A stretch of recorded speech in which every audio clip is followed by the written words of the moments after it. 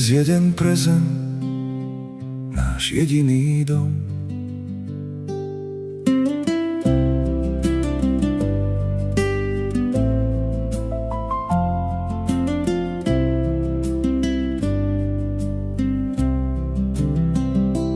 Okrúhle výročia počítame my, príroda časom len ticho plynie. Tisícročia nesie v sebe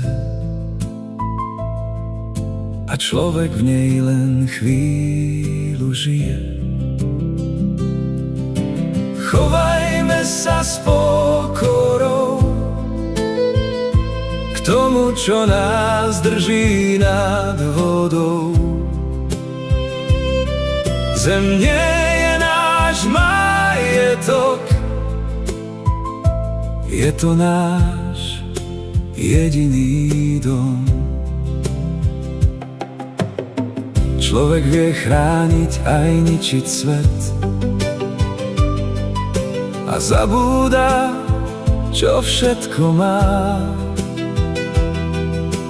Príroda si vždy cestu nájde,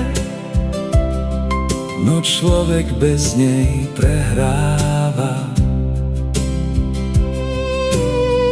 Po každej zime príde jar,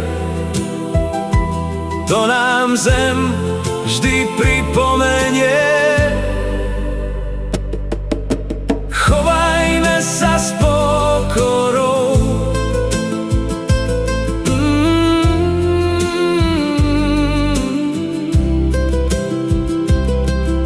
chovajme sa s pokorou, zem prežije.